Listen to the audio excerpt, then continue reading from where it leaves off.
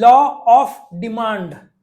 If you check out economics everywhere in the world, the most famous law in economics is the law of demand.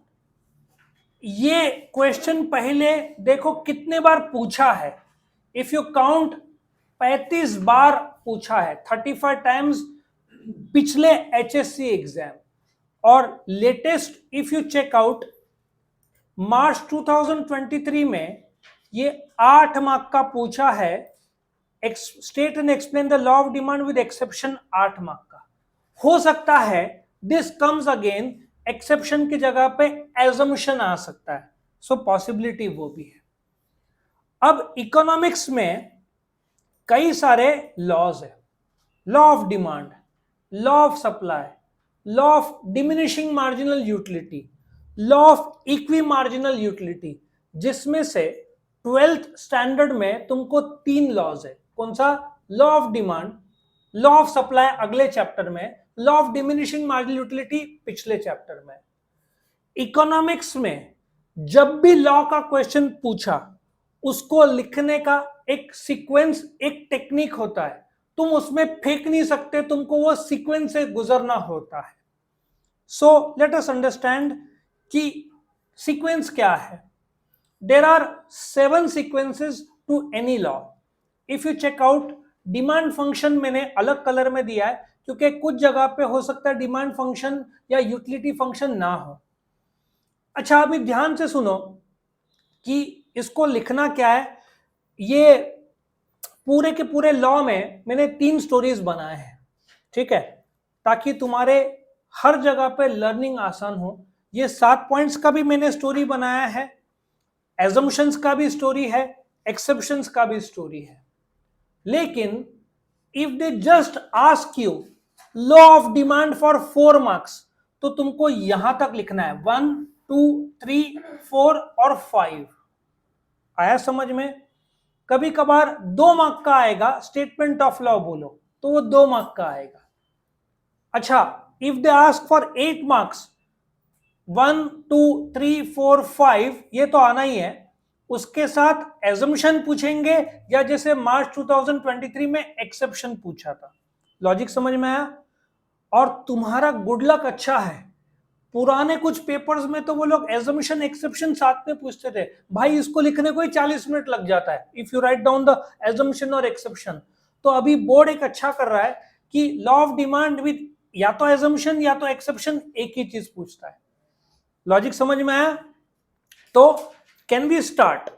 अब तुमको कितने points learn करने हैं? ये 7 points. कोई भी लॉ इन इकोनॉमिक्स में, मैं लॉ ऑफ सप्लाई लूंगा तो भी मेरा सीक्वेंस ये रहेगा, ठीक है. वहां पे हो सकता है सप्लाई फंक्शन ना हो, बट ये सीक्वेंस तुम्हारा रहेगा. अब ये सीक्वेंस कैसे याद रखना है, उसके लिए मैंने एक स्टोरी बनाया है. Let us come to that story. First, अभी एक शादी का फंक्शन है. ऐसे सोचो कि लड़की वाले शादी के लिए लड़का देखने के लिए आते हैं. पहले इंट्रोडक्शन हो जाता है, जैसे अरेंज मैरिज है, मैं प्रेज्यूम कर रहा हूं, ठीक है. नाउ डिसाइड होता है कि okay, the boy and the girl are okay with each other, so वो लोग शादी करेंगे. तो वो लोग बोलते हैं हिंदू लॉ के मुताबिक शादी होगा. जैसे मिलते हैं ना, तो इंट्रोडक्शन करवाते हैं. इंट्रोडक्शन हो गया, शादी का एग्री हो गया, तो वो लोग बोलते हैं हिंदू लॉ के मुताबिक शादी करेंगे. अभी इफ यू चेक आउट, शादी का फंक्शन 3 फरवरी, एग्जाम HSC है ना, फरवरी में सब तुम्हारा शुरू हो जाता है. फंक्शन 3 फरवरी. नाउ कैसे होता है, आपका जो फंक्शन है शादी का 3 फरवरी को, शादी ऐसे सोचो, और जो शेड्यूल है शादी से पहले संगीत, मेहंदी, पार्टी, ये होता है ना. सो पहले पॉइंट क्या है, एक शादी का जैसे इंट्रोडक्शन हुआ है, लड़की वाले आए लड़के को देखने, they have agreed to it, number 1. Number 2 क्या होता है, दे डिसाइड कि हिंदू लॉ के मुताबिक शादी करेंगे, ठीक है. उसके बाद नेक्स्ट पॉइंट क्या है, फंक्शन. फंक्शन कब है? 3 फरवरी. लेकिन उसके पहले शेड्यूल क्या रहेगा, 3-4 दिन पहले संगीत, मेहंदी, जैसे बैचलर्स पार्टी भी होता है, ये सब. अब क्या होता है, शादी का दिन आ जाता है, लड़की के हाथों में क्या लगता है? मेहंदी लगता है। तो लड़की के हाथ में मेहंदी लगता है, जैसे उसमें रहता है ना, मुझे लगता है लड़के का नाम भी इसमें लिखा जाता है, बट लड़की मॉडर्न है। लड़की बोलती है मेरे हाथों में बुलेट का ड्राइंग चाहिए बीच में, उसके हाथ में जो जैसे हार्ट का जो कर्व है उसमें उस बोलती है मेरे को बुलेट का ड्राइंग चाहिए बीच में। ठीक है, शादी हो जाती है बुलेट से इंसान से, बेटा इंसान से। फिर लड़की एज्यूम करती है कि लड़का हनीमून के लिए स्विट्जरलैंड लेके जाएगा। ठीक है, एजम्पशन करती है कि लड़का घुमाने स्विट्जरलैंड लेके जाएगा, लेकिन लड़का 30 मार बोलते ना रहता है, वो लेके जाता है उसको बांग्लादेश। ठीक है, एक्सेप्शनल लड़का रहता है, तो एजम्पशन जो करती है उल्टा हो जाता है exception. So let us revise this again. Point number 1 क्या रहेगा? इंट्रोडक्शन। फिर दूसरा फंक्शन, हिंदू या ऐसे बोल सकते हैं हिंदू लॉ के मुताबिक होगा। फिर फंक्शन होगा, उसके 4 दिन का शेड्यूल वो लोग तय करते हैं, मेहंदी एंड पार्टी, ठीक है ना, संगीत। उसके बाद क्या होता है, हाथ में बुलेट का कर्व रहेगा। देन लड़की एज्यूम करती है लड़का घुमाने स्विट्जरलैंड लेके जाएगा, लड़का एक्सेप्शनल रहता है, कहाँ ले जाता है? बांग्लादेश। सो ये 7 पॉइंट्स तुमको लॉ में लगेगा। अब ये लिखना कैसे वो हम बताते हैं। नाउ इफ यू चेकआउट ये बुक, यहाँ पे इंट्रोडक्शन और काफी बड़ा कर दिया है, इसको हमने थोड़ा आसान कर दिया है। Now if you check out ABC में लिखना है। Now let us start. Law of demand किसने दिया है? अल्फ्रेड मार्शल ने। मैं डिमांड क्यों कर रहा हूं? क्योंकि मुझे गुड्स चाहिए। गुड्स क्यों चाहिए? कंजम्पशन करना है। तो पहला line clear, the law of demand is one of the most important laws of consumption. Point number 1 clear. ये लॉ किसने दिया? प्रिंसिपल ऑफ इकोनॉमिक्स करके एक बुक है, किसने लिखा था? Alfred Marshall, doctor Alfred martial. कब लिखा? बुक कब पब्लिश हुई? 1890। आया समझ में? डॉक्टर अल्फ्रेड मार्शल ने एक बुक लिखी प्रिंसिपल्स ऑफ इकोनॉमिक्स, कब पब्लिश हुई? 1890। अच्छा, उन्होंने बुक कब लिखना शुरू किया था? 1881। 9 साल लगे ये बुक लिखने को। डॉक्टर अल्फ्रेड मार्शल जन्म कब हुआ? 26 ऑफ जुलाई 1842। कब डेथ हुआ? 13 ऑफ जुलाई 1924। कहां दफनाया गया? Ascension parish church, Cambridge. ठीक है, इसमें और भी बहुत कुछ बोल सकते हैं, but I will keep it small. Now law of demand किसकी बात करता है? Inverse relationship between demand and price. Now if you understand, 7 points देख के बच्चे बोलते हैं शायद बड़ा या डीप होगा या टफ होगा। बिल्कुल टफ नहीं है। लॉ ऑफ डिमांड में सिर्फ 2 चीज आपको याद रखना है। कौन से 2 चीज? पहला प्राइस और दूसरा quantity demanded. Now according to doctor Alfred Marshall, the law of demand states that. अभी बेटा एक तो मैंने आपको डिमांड का डेफिनेशन लर्न करने को बोला है, और ये स्टेटमेंट ऑफ लॉ मैं आपको लर्न करने बोलूंगा। अब ये अदर थिंग्स बीइंग कांस्टेंट, मैं पहले एक बार रीड करता हूं फिर एक्सप्लेन करूंगा। Other things being constant, higher the price smaller will be the quantity demanded and lower the price larger will be the quantity। याद है हमारा एक्सपेंशन ऑफ डिमांड का ड्राइंग, एक्सपेंशन और कॉन्ट्रैक्शन। प्राइस कम तो डिमांड ज्यादा, और price ज्यादा तो बस यही लॉ ऑफ डिमांड है। लेकिन डू यू एग्री कि दूसरे चीजें तुम्हारे डिमांड को असर कर सकते हैं? यस। तो इसलिए अदर थिंग्स बीइंग कांस्टेंट कर दिया है कि बाकी चीजें न्यूट्रल, सिर्फ एक चीज तुम्हारे डिमांड को असर करेगा, वो है प्राइस, वो है प्राइस। सो देखा जाए तो एक्सपेंशन और कॉन्ट्रैक्शन यहां पे लागू होता है, इंक्रीज और डिक्रीज नहीं, क्योंकि इंक्रीज और डिक्रीज को अदर फैक्टर्स असर करते हैं प्राइस छोड़कर। वापस से एक बार, लॉ ऑफ डिमांड में सिर्फ 2 वेरिएबल्स है, कौन कौन से? प्राइस और दूसरा क्वांटिटी डिमांडेड। लॉ क्या बोलता है? प्राइस बढ़ा तो क्वांटिटी घटा, प्राइस घटा तो क्वांटिटी बढ़ा, और लॉ ऑफ डिमांड में कुछ नहीं है। लेकिन बाकी चीजें असर कर सकते हैं, नहीं करेंगे, क्योंकि डॉक्टर अल्फ्रेड मार्शल ने 4 शब्द जोड़ा था, other things being constant. Means इसका एक लैटिन वर्ड है ceteris paribus, means assume that only the price will influence the demand. सिर्फ प्राइस डिमांड को असर करेगा, बाकी चीजें नहीं। क्यों? अदर थिंग्स बीइंग कांस्टेंट बोला है। क्या सब लोग क्लियर है यहां तक? Yes or no? Okay. Now demand function ध्यान से देखना। Demand for commodity X is a function of price of commodity X. अब मैं ये बोलना क्या चाहता हूं, डिमांड में दो चीजें हैं, पहला प्राइस और दूसरा क्वांटिटी। नाउ ऐसा सोचो, प्राइस बदलेगा तो क्वांटिटी बदलेगा, मतलब प्राइस इंडिपेंडेंट वेरिएबल है, प्राइस जब बदलेगा, और क्वांटिटी डिपेंडेंट वेरिएबल है। जब प्राइस बदलेगा तब क्वांटिटी बदलेगा, खुद से क्वांटिटी नहीं बदल सकता। लॉजिक समझ में आया? Yes or no? So price variable को क्या बोलेंगे? इंडिपेंडेंट वेरिएबल, और क्वांटिटी को क्या बोलेंगे? Dependent on what? प्राइस। इसलिए demand for commodity X is a function of price of commodity x. समझ में आया? 3 पॉइंट कौन सा? इंट्रोडक्शन, दूसरा स्टेटमेंट ऑफ लॉ, तीसरा चौथा, पांचवा तुम बहुत खुश होने वाले हो। क्यों? क्योंकि चौथा आता है डिमांड शेड्यूल, जो तुमने प्रैक्टिस के लिए आज हमने ड्रॉ किया। अभी डिमांड शेड्यूल, इसको आप 4 से 5 पॉइंट में लिखोगे। पॉइंट नंबर 1, डिमांड शेड्यूल क्या था? Yes, demand schedule is a tabular statement which shows relationship between price and quantity demanded. Point number 1 हुआ, इसको पॉइंट में लिखना है, रट्टा नहीं मारना है। Point number 2, when the price is 5, quantity demanded is 10. When the price falls to 1, quantity rises to 50. This shows that when the price falls, quantity increases. इतना ही, 3 से 4 लाइन या 5 लाइन काफी है। मतलब मैंने 4 पॉइंट बताया। कौन सा? Demand schedule is a tabular statement which shows relationship between price and quantity demanded.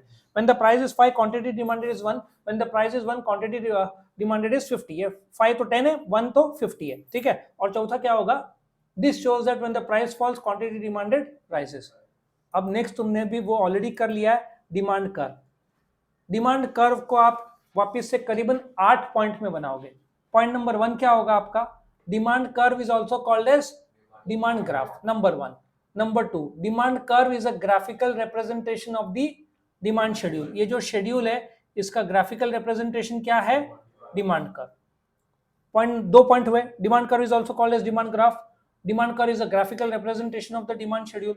Point number 3, कितने बार हमने प्रैक्टिस किया? On the X axis quantity demanded is given, O is a point of origin, on the Y axis 5 point तो हो गए, रट्टा मारने की जरूरत नहीं। और नेक्स्ट तुमको अंदाजा आ रहा होगा, इसको हम प्लॉट कर रहे हैं, ये 5 रुपया है तो ये 10 रुपया है, दिख रहा है प्लॉटिंग? आपको ग्राफ पेपर नहीं मिलेगा, आपको मे बी 2 पॉइंट के बीच में 1-1 सेंटीमीटर का गैप रख के आप ड्रॉ कर सकते हो, बट ये थोड़ा सटीक चाहिए, इसमें गड़बड़ी नहीं। एक्सपेंशन में कम ज्यादा चलता है, अगले चैप्टर में इलास्टिसिटी में वो भी नहीं चलेगा। सो आपको सिर्फ 5 4 3 2 1 10 20 30 40 50 ड्रॉ करना है। लॉजिक समझ में आया? अब देखो प्राइस क्या हो रहा है, प्राइस कम हो रहा है ना, तो क्वांटिटी क्या हो रहा है? बढ़ रहा है। सो आपको व्हेन द प्राइस इज 5 बोलने की जरूरत नहीं, क्योंकि आपने डिमांड शेड्यूल में ऑलरेडी बोल दिया है। ओके, पॉइंट नंबर 1 क्या था? Demand curve is also called as demand graph. दूसरा क्या था? Demand curve is a graphical representation of the demand schedule. तीसरा, on the X axis quantity demand is given, O is a point of origin, on the Y axis price is given. कितने हुए? 5। छठवा, DD is a demand curve, DD is a demand curve which goes downwards from the left to the right. और 2 point बचे। The relationship between price and quantity demanded is inverse and the slope is negative. 8 point में आपका बैठता है, nothing more nothing less. 4 mark का है तो आपको 4 में से 4 मिल जाएगा। Any questions? तो हमने क्या क्या लिया? Introduction, statement of law, demand function, demand schedule, demand curve, 4 mark का। और 8 मार्क का आया तो वो लोग law of demand explain with या तो एजम्पशन बोलेंगे या एक्सेप्शन बोलेंगे। तो एजम्पशन में आते हैं, ठीक है।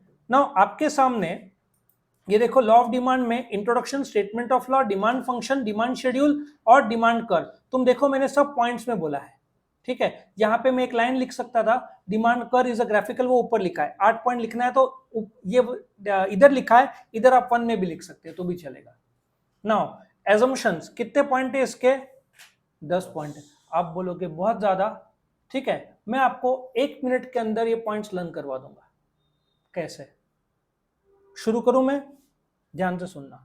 लॉ ऑफ डिमांड कौन से 2 वेरिएबल से बनता है? प्राइस एंड, क्या दूसरे वेरिएबल्स असर कर सकते हैं डिमांड को? यस, बट इसने कौन सा शब्द यूज किया है? अल्फ्रेड मार्शल ने अदर थिंग्स बीइंग कांस्टेंट, मतलब बाकी determinants other than the price को क्या कर दिया है, न्यूट्रल कर दिया है, ठीक है। सो डू यू एग्री, जो दूसरे डिटर्मिनेंट्स है, क्वालिटी, इनकम, दिख रहा है ना, एडवर्टीजमेंट, ये सब क्या है, न्यूट्रल है। सिर्फ एक चीज बदलेगा, क्या, प्राइस, उसकी वजह से क्या बदलेगा, क्वांटिटी। क्या इनकम टेस्ट असर कर सकते हैं, नहीं नहीं, क्यों, एजम्पशन किया है कि नो चेंज, नो चेंज मतलब न्यूट्रल। समझ में आया, लॉ ऑफ डिमांड सिर्फ दो वेरिएबल से बनता है, प्राइस और क्वांटिटी डिमांडेड। प्राइस छोड़कर दूसरे वेरिएबल लॉ ऑफ डिमांड को असर नहीं कर सकते, क्योंकि डॉक्टर अल्फ्रेड मार्शल ने एज्यूम किया था कि ये सारे न्यूट्रल है, इसलिए यहां पे एज्यूम्ड है और नो चेंज बोला है। इस एजम्पशन को टेक्निकल भाषा में सेटरिस पैरिबस बोलते हैं। लॉजिक समझ में आया, यस और नो, सब क्लियर है। अब चमत्कार, ये कितने पॉइंट्स है, 10। तुमको रट्टा मारने की जरूरत नहीं है, तुम्हारा ऑलरेडी ये हुआ हुआ है, सी ये हुआ हुआ है। अब तुम्हारे पास ब्रेन है, इनफाइनाइट पोटेंशियल है। अब मैंने क्या किया, याद है, हमने डिटर्मिनेंट्स ऑफ डिमांड का एक स्टोरी बनाया था। वो स्टोरी क्या था, हम मैकडोनल्ड में जाते हैं, पूछते हैं कितने का बर्गर, प्राइस, वो बोलती है आपका वो बोलती है हमारा क्वालिटी बहुत अच्छा है, आप क्या बोलते हो, इनकम है। फिर वो क्या बोलती है, टेस्ट। फिर आप क्या बोलते हो, सब्स्टिट्यूट और कॉम्प्लीमेंट्री। फिर जाते समय जाने वाले रहते हैं आप, तो वो क्या बोलते हैं, भविष्य में दाम बढ़ने वाला है, फ्यूचर प्राइस। फिर आप बहुत दिन तक जाते नहीं हो, आप क्या देखते हो, एडवर्टीजमेंट, ठीक है। फिर एडवर्टीजमेंट जैसे आप देखते हो तो आप भाग के जाते हैं, मैकडॉनल्ड्स 50% डिस्काउंट लिखा रहता है, वहां बहुत ज्यादा पॉपुलेशन रहता है, उसमें भी कंपोजिशन रहता है यंगस्टर्स का, ये देख के गवर्नमेंट टैक्स लगा देता है, जिसकी वजह से सबका इनकम इक्वल हो जाता है, और लास्ट में अदर फैक्टर्स दिवाली शुरू हो जाती है। समझ में आया, 12 पॉइंट्स थे। उसका पहला पॉइंट क्या था, since law of demand price से बनता है, वो प्राइस को हटा दो। वो स्टोरी में पॉइंट नंबर 2 जो था, ठीक है, ये देखो, प्राइस को मैंने हटा दिया, ये जो स्टोरी बनाया, प्राइस को हटा के 2 से लेकर 12 के पॉइंट्स 1 to 11 कर दिया। मतलब मैंने आपको बताया था मैकडोनल्ड्स में एटलीस्ट 5 जगह पे यूज करूंगा, ये दूसरा जगह है। एजम्पशंस आपको रट्टा मारने की जरूरत ही नहीं है, क्योंकि डिटर्मिनेंट्स ऑफ डिमांड के मैंने 12 पॉइंट्स का जो स्टोरी बनाया था, सेम मैंने एजम्पशन पे लागू कर दिया है। ये आपको कोई भी दूसरे बुक में मिलने वाला नहीं है, बस ये आइडिया आया, बना दिया, और फेयर है ना, बाकी सब चीजों को न्यूट्रल करना है प्राइस छोड़कर। तो एजम्पशन आपको हर जगह पे नो चेंज कर दो, क्योंकि सिर्फ मेरे क्वांटिटी को एक ही चीज असर कर सकता है, और वो है प्राइस। दूसरे चीज असर नहीं करेंगे, क्योंकि एजम्पशन किया है no change, no change, no change, सबको क्या कर दिया है, बोलते ना स्टैचू, न्यूट्रल। सिर्फ एक चीज में मूवमेंट आएगा, दैट इज प्राइस। फिर क्या मूवमेंट आएगा, क्वांटिटी। सब लोग क्लियर है, लेट अस स्टार्ट। पहले हमने लॉ ऑफ डिमांड में क्या लिया, सबसे पहले स्टार्ट 7 पॉइंट्स में, introduction, statement of law, demand function, demand schedule, demand curve, फिर एजम्पशंस, और लास्ट में आएगा आपका एक्सेप्शन, ठीक है, आपका एक्सेप्शनल डिमांड कर्व। नाउ पहली बात, since economics is a social science, we are dealing with humans and human behaviour can change, ठीक है, it's not a natural science जहां पे इफ क्लाउड्स है तो, या तो if you mix H2O there will be water. The fundamental या natural science is very true, very correct, ठीक है ना, ग्रेविटेशनल पुल, ये सब। सिंस सोशल साइंस है, लॉ ऑफ डिमांड टूट सकता है कुछ जगह पे, उन जगहों को हम क्या बोलते हैं, एक्सेप्शंस। और ये एक्सेप्शंस भी 4 मार्क का आ सकता है, इसके अंदर एक गिफन्स पैराडॉक्स है, वो भी 2 से 4 मार्क का आ सकता है। तो एक्सेप्शनल डिमांड कर्व में क्या होता है, लॉ ऑफ डिमांड टूट जाता है। पहले हम ग्राफ देखेंगे, आपको ये ग्राफ कंपलसरी ड्रॉ करना है, मतलब आपका लॉ ऑफ डिमांड का डिमांड कर्व का ग्राफ, ये exception to the law of demand का graph. So law of demand में कुल कितने ग्राफ बनेंगे, 2। ये एक्सेप्शन में ऑन द एक्स एक्सिस क्या दिया हुआ है, quantity demanded, O is a point of origin, on the y axis क्या दिया हुआ है, price, OP is the original price, OQ is the original quantity। अभी क्या हो रहा है, प्राइस बढ़ रहा है तो क्वांटिटी घटना चाहिए ना लॉ ऑफ डिमांड के हिसाब से, लेकिन क्या उल्टा हो रहा है, क्या हो रहा है, क्वांटिटी बढ़ रहा है, तो ये पॉजिटिव स्लोप बोलेंगे। पॉजिटिव स्लोप में इफ यू चेक आउट, दोनों सेम डायरेक्शन में जा रहा है, ये भी ऊपर की तरफ जा रहा है, बढ़ रहा है, और ये भी बढ़ रहा है, तो ये डू यू एग्री, एक्सेप्शन हो गया। तुम बोलोगे एक्सेप्शंस कौन कौन से केसेस में हो सकता है, so what we will do, हम एक एक करके एक्सेप्शंस देखेंगे जो पॉसिबिलिटीज है। रेडी सब लोग सुनने के लिए? Now Giffen's paradox. Now paradox एक बड़ा यूनिक वर्ड है इकोनॉमिक्स में। Paradox, see if you take the example of water and if you take the example of diamond, पानी, we are around 70% water. Water के बिना, खाना के बिना may be 15-20 days you might survive, but without water 4-5 days, maybe some 6-7 days and you're gone। लेकिन पानी bottle कितने का मिलता है? 15-20 रुपया, और एक कैरेट डायमंड में cost you thousands and lakhs and crores. तो पैराडॉक्स हुआ ना, जिसकी जरूरत नहीं है डायमंड की वो महंगा है लेकिन पानी सस्ता है, तो इसको पैराडॉक्स बोलते हैं। ये गिफन्स पैराडॉक्स खुद अपने आप में एक शॉर्ट नोट या तो इसके एक जस्टिफाई भी है। तैयार सुनने के लिए? सर रॉबर्ट गिफन ने ये कंसेप्ट दिया है, इसको गिफन्स पैराडॉक्स बोलते हैं। ये सस्ते गुड्स में लागू होता है। सस्ते गुड्स क्या होगा? इफ यू से झुनका भाकर या पोटैटो, बटाटे जिसको बोलते हैं, but not in all the cases. एक बटाटा है, मुझे नाम नहीं याद आ रहा है, it comes only 10 days a year and it is sold at 10,000 rupees a kg। Google कर देना, मिल जाएगा नाम, आई एम फॉरगेटिंग। मैं नॉर्मल पोटैटोज बोल रहा हूं। मैं तुमको अभी एक एग्जांपल देता हूं। पोटैटो एक एग्जांपल है, ये इंफीरियर गुड्स है, सस्ते गुड्स है। Do you agree? जैसे पाव, ये सब सस्ते गुड्स है। टेक्निकल भाषा में इन सस्ते गुड्स को हम गिफन गुड्स बोलते हैं। सर रॉबर्ट गिफन ने कंसेप्ट दिया है, इस कंसेप्ट को गिफन्स पैराडॉक्स बोलते हैं। तो ये पैराडॉक्स है क्या? इसको एक्सप्लेन करने के लिए मैं एक जैसे गरीब लोग सवेरे पाव खाते हैं, पाव और बहुत तीखा मिर्ची ताकि पेट भरा भरे, चिली जो है ना तीखा ज्यादा रहता है ताकि भूख ना लगे। सो लेट अस एज्यूम कि 12 रुपए का एक डजन पाव मिलता है। ज्यादा है बट मैं एज्यूम कर रहा हूं। एवरी डे वो लोग एक डजन पाव खाते हैं, बट सेलर सोचता है मैं दाम इसका कम कर दूं, 6 रुपए डजन करूं तो गरीब लोग ज्यादा खरीदेंगे, as per the law of demand. Logic समझा? वो 12 रुपए का 6 रुपए डजन कर देता है। नाउ टेल मी, एक गरीब है, वो 12 रुपया पे हर रोज करता है। आज सेलर ने बोला 6 रुपया डजन, वो कितना पे कर रहा है? 6 रुपया। उसका कितना बच रहा है? 6 रुपया। टेक्निकल भाषा में मैंने बताया था, what you save is called as real income. ठीक है? अब सेलर सोच रहा है मैंने दाम कम कर दिया तो ज्यादा बिकेगा, जो सिनेमा में हो रहा है, टिकट्स के दाम कम कर दिए, वो भी एक प्रकार का गिफन्स पैराडॉक्स का ही कंसेप्ट है। लेकिन होता है उल्टा। कैसे उल्टा होता है?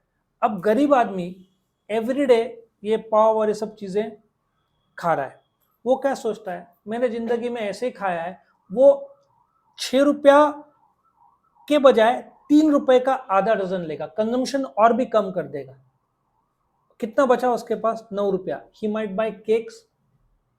इफ तुम बोलते ना थ्रू द मंथ, जैसे मेस में 6 दिन वही खाना, बट संडे को सॉर्ट ऑफ अच्छा चिकन या ऐसे कुछ रहता है। If you have joined some mess या हॉस्टल में हो खाना, तो Sunday is always a treat type of day. दोपहर को रहता है, शाम को खाना नहीं रहता है, बाहर खाओ।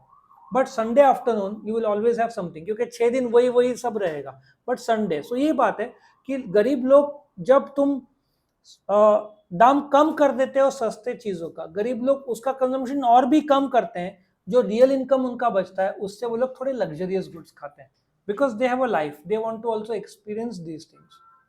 इस कंसेप्ट को गिफन्स पैराडॉक्स बोलते हैं। दिया सर रॉबर्ट गिफन ने। सस्ते गुड्स को इंफीरियर गुड्स के बजाय even if you call Giffen goods, वो भी चलता है। आया समझ में? इकोनॉमिक्स में 3 प्रकार के गुड्स होते हैं, नॉर्मल, गिफन और luxury. But I need not explain all the 3, मैं गिफन पे ही फिलहाल हूं। आया समझ में गिफन्स पैराडॉक्स एज अ कंसेप्ट? क्या मैं आगे बढ़ू? पॉइंट नंबर 2 में आऊं, प्राइस इल्यूजन। सी एक थिंकिंग ले लो, there can be a jeans of 500 रुपया, 1000, and you can go as high as 30,000 and lakhs. और डीजल के jeans are not, they doesn't come cheap. I think 30,000 के आने चाहिए। If you want to buy, बोलते ना अरमानी टाइप ऐसे कुछ, they can also cost you lakhs of rupees in terms of jeans. आप नॉर्मल लिवाइस या Killer can also cost you 6,000 rupees, 6 to 7,000 easily. ठीक है? सो नॉर्मली एक मन में अपने रहता है price illusion. Illusion is an English word which means तुम वो चीज देखते हो जो नहीं है, तुम इमेजिन कर रहे हो. सो कभी कभार if I bring two white shirts, gentleman को दो व्हाइट शर्ट्स खरीदना है, एक कदम 100 रुपए, एक कदम 500 रुपया. फर्स्ट तुम्हारे मन में क्या विचार आएगा कि शायद 500 रुपये वाला ज्यादा अच्छा है. लॉजिक समझ में आ रहा है. And those who are like those who might say अच्छा ही लेना है, they will spend 500 rupees. So ये प्राइस इल्यूजन है कि महंगा है तो अच्छा होगा. लॉजिक समझ में आया. तो लेकिन महंगा है तो सम पीपल बाय, महंगा है तो some people tend to buy because they presume कि वो अच्छा होगा. Right. Third, qualitative changes. Now मेरा एक्सपीरियंस ये रहा है, एक सादा सेल, ठीक है ना, बहुत सारे चाइनीज के भी सेल आते हैं, and if you get a Duracell, भाई क्वालिटी है, टिकेगा. तुमने भी एक्सपीरियंस किया होगा. या आईफोन में भी गिरेगा, आजकल तो फोन को नॉर्मली कुछ होता नहीं है, but product like Sony, Bose, because ये लोग क्वालिटी, ठीक है ना. तुमने मर्सिडीज बेंज को फोटो में पलटते हुए देखा ही नहीं होगा, बहुत कम. गाड़ी का वजन ज्यादा रहता है ताकि वो पलटे नहीं. उन लोग का क्लेम है गाड़ी ऐसे पलटेगी नहीं अनलेस बहुत हाई स्पीड, बट वो भी तुमने फोटो देखा ही नहीं होगा. So you are paying a premium for that quality. आ रहा समझ में. क्वालिटी कुछ, if you want very high level of quality, then तुम पे करने के लिए तैयार. And there are people who are ready to pay for the quality. If you go to a hotel, ठीक है, तुम कहीं पे भी चले जाओ, गोवा में चले जाओ, इफ यू वांट टू पे, जहाँ पे अभी तुमको वैसे नॉर्मल 500,000 में भी रूम मिल जाएगा. And if you take a luxurious room जैसे 5 स्टार होटल, 10 से 15 एट दिस पॉइंट, दिवाली के टाइम में तो, दिसंबर में तो लाख रुपया. फर्क क्या है, वहां पे तुमको लॉकर मिलेगा, इलेक्ट्रॉनिक लॉकर, जहाँ पे तुम अपना पासपोर्ट रख सकते हो. और ताज में कांच जो है, ग्लास, उसको भी ग्लव्स जो है ना कॉटन से, ताकि उसमें निशान ना रहे. बाथरूम में मैनेजर झुक के दिखते कहीं, स्पॉटलेस क्लीन जिसको बोलते हैं ना, पहले से ही वो तुमसे पूछते हैं क्या पसंद है. एंड वहां पे गोल्फ कोर्स रहेगा, स्पेशल फैसिलिटीज रहेगा. कुछ होटल वाले पानी का एक्स्ट्रा बॉटल मांगेंगे, वो लोग 30 रुपए लगेगा. ताज वाले एक मांगेंगे, सर आपको 2 चलेगा. आ रहा है समझ में. They will never say no to you, they will never say no to you because they are charging you and they are ready to provide you with anything and everything for your comfort.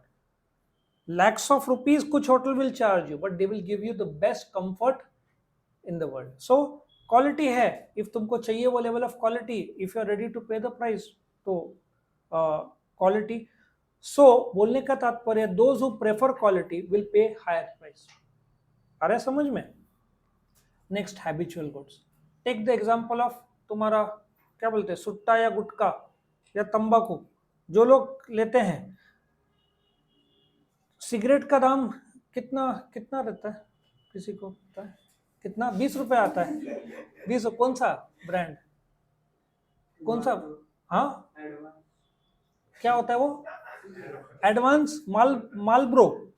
20 रुपए का आता है, एक packet आता है, cigarette आता है, एक सिगरेट. सपोजिटली कुछ लोग को आदत है और तुमको कंट्रोल नहीं हो रहा है, अंदर से इच्छा हो रहा है, दे से 30 रुपीज. लोग पियेंगे भाई, लोग पियेंगे, ठीक है. या कौन सा वो अजय देवगन कौन सा ऐड में, विमल, मैं नाम बार बार भूल जाता हूँ. मैंने बताया था ना, महाराष्ट्र में I think it is band, लेकिन गुटखा लोग करप्ट हो जाते हैं, ठीक है. तो लोग, कितने का पैकेट आता है मुझे नहीं पता भाई, किसको बोली तो बोल दो. 5 रुपए 10 रुपए का आता है. हाँ, बट मैं क्यों, हाँ उदय से पूछ रहा है. हाँ 8 रुपए, लेकिन मैं बताऊंगा ना नासिक में कितने मिलता है. सर आप खाते बिल्कुल नहीं. मेरे एक रिलेटिव आए थे, दे सेड कहाँ मिलता है. मैं बोलता मैं पान टपरी में नहीं जाता. सो उन्होंने, मैं ढूंढ के लेके आता हूँ. तुम जाओगे ना, ऊपर से निकालेगा वो. एंड ही सेड, मैंने पूछा, मैं जानना चाहता हूँ रेट ताकि मेरे को एग्जांपल. ही सेड 24 रुपीज जो पैकेट, उसमें 5-7 रुपए बैंड है तो ज्यादा कीमत देना पड़ेगा. सो जिनको हैबिट है और बोलते ना तलब या इच्छा हुई, सो दे आर रेडी टू पे मोर प्राइस. ठीक है. सबसे बेस्ट वीडियो केरला में जब कोविड था ना, सब बंद था, लेकिन दारू के दुकान कुछ टाइम के लिए खुले थे। जैसे लाइन लगता है ना लोगों का, किलोमीटर के किलोमीटर लोग केरला में लाइन। क्यों? जब मैंने विजुअल देखा, आई थॉट मंदिर के दर्शन करने जा रहे हैं। फिर जब उन्होंने बोला ना लोग दारू के लाइन में खड़े हैं, तो फिर ख्याल में आया कि वक्त जमाना बदल रहा है। सो हैबिचुअल गुड्स, और वहां पे ज्यादा भी चार्ज करे तो लोग बार्गेन नहीं करेंगे, ठीक है? तो that is habitual goods. Like complementary goods, चलो एक सिली एग्जांपल देता हूँ।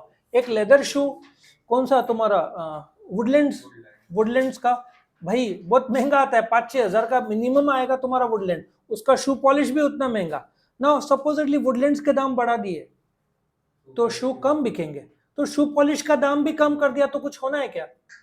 शू ही नहीं बिक रहे तो शू पॉलिश कहाँ से बिकेंगे? और वुडलैंड्स के अभी रिसेंटली दाम दिखते हैं, काफी हाई लेवल पे दिखता है। मतलब तुमको जैकेट भी लेना है ना, 6 to 8 thousand तो उन लोग का स्टार्टिंग होगा। पहले इतना नहीं था, अभी बहुत ज्यादा चला गया। But they will give you the quality. Woodlands का सैंडल लो या शूज लो, तुम फेंक दोगे बट वो खराब नहीं होगा, ये उनका क्वालिटी है, ठीक है? अच्छा, next is expectation of future change in price. Simple सा लॉजिक है, अभी अप्रैल चल रहा है, आईफोन का क्रेज यूनिवर्सल है। तुमको आईफोन में भी 14 चाहिए, but you know the moment it becomes June July, जब नेक्स्ट लॉन्चिंग का न्यूज आना शुरू हो जाता है तो रेट्स भी गिरने शुरू हो जाते हैं। So if you want to buy now and if you want to wait for 2 months, you will know कि 10-20 हजार कम होगा, होना ही चाहिए, वक्त के साथ साथ कम होता ही है। जब नया लॉन्च होता है तो पुराना का कीमत कम होता है।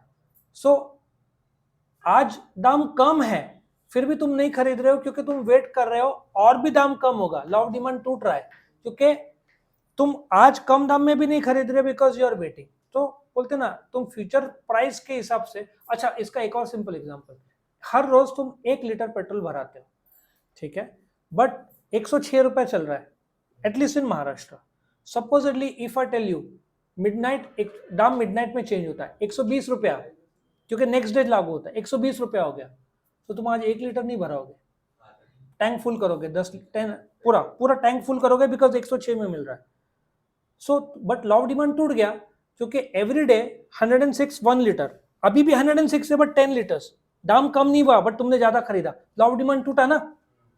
क्यों? क्योंकि तुम एक्सपेक्ट कर रहे हो दाम बढ़ेगा। इग्नोरेंस, ये मैं सीखा आज से I think 5 years back. There was an autobiography of Dilip Kumar, उस समय एट सम टाइम तो मैंने सोचा खरीद लूं। मैं दुकान में गया एंड इट कॉस्टेड 7 या 800 रुपीज। तो एक स्टूडेंट ने बोला, सर आपने अमेजन में चेक नहीं किया? मैंने, नहीं उतना ही होगा ना। तो चला चेक एक बार देख लो, वहां पे लिखा था 500 या 450 या 500। मैंने, अरे 300 रुपये ज्यादा दे दिए। इग्नोरेंस। तुमने भी एक्सपीरियंस किया होगा, यू हैव पेड मोर, बाद में चेक किया, यू रियलाइज कि, और अमेजन फ्लिपकार्ट में भी फर्क पड़ता है। और if you check out Amazon, Flipkart, Myntra, Tata Neu, NAU, it's a super app और मुझे बहुत अच्छा लगता है बिकॉज इंडियन ऐप है। तुम चारों जगह रेट चेक करोगे तो तुमको 100% बेनिफिट मिलेगा। और if you also check out Chroma or Digital, if you have the time, probably you might get the best rate। But जिनके पास टाइम नहीं है, चल ले ले, बाद में पता चला ज्यादा पे कर दिया। लॉजिक समझ में आया? सो इग्नोरेंस में कई लोग ज्यादा पे कर देते, उसके बाद से फिर आई रियलाइज कि better to check it, right? Prestige goods. Now मेरे एक स्टूडेंट का घड़ियों का है ना इधर शॉप, सिग्निफिकेंट मोमेंट्स, रोलेक्स की घड़ी ओनली बाय ऑर्डर आती है, ऐसे खरीदते नहीं है, सिर्फ ऑर्डर दिया तो वो लोग मंगाएंगे। Very, it will cost you lakhs of rupees for that Rolex, ठीक है ना? वाई पीपल वेयर, बीच पे कोई क्रिकेटर का दिखा रहे थे घड़ी पहनी है, ठीक है ना, हाँ घड़ी पहनी है, वाई? घड़ी तो 100 रुपए की घड़ी भी टाइम देती है, why this? There is a, तुम्हारे भाषा में आई थिंक फ्लेक्स का एलिमेंट है या वॉट एवर। अभी बीच में आया था ना कोई तो पार्टी में, she had a purse of around 52 lakhs, ठीक है, और उसका सूट में देयर वाज दिस डायमंड, बोलते ना coated things of crores of rupees। Why Rolls Royce और ये सब इतना महंगे आते हैं, ऑफ कोर्स क्वालिटी। वो बीच में लिया था ना, कॉइन रखा था, इंजन चालू हुआ फिर भी कॉइन नहीं हिल रहा था, रोल्स रॉयस के जो गाड़ियां हैं best in the world, but because not everybody can afford, few can afford, उनके दाम ज्यादा है, prestige goods. And if you go to luxurious houses, ठीक है, वहां पे तुमको पेंटिंग्स मिलेंगे वॉल में जो महंगे आते ना। अमिताभ बच्चन के घर पे देयर अ पेंटिंग जो 4-5 करोड़ की है, वहां पे तुमको ऑनलाइन, मैंने वो दिन देखा था, मैंने बोला बहुत अच्छी पेंटिंग है। बट ये सब जहां तक, जहां जहां मेरे को जाने को मिला है, मैंने देखा है इन लोग के घर पे लग्जरियस लोग पेंटिंग्स बनाते रखते, या तो फिर पुराने आर्टिफैक्ट्स बोलते ना, या हिस्टोरिकल चीजें, बिकॉज ये प्रेस्टीज गुड्स है, दीज आर कॉस्टली, ठीक है। नेक्स्ट, स्पेकुलेशन, ये शेयर बाजार में अक्सर होता है।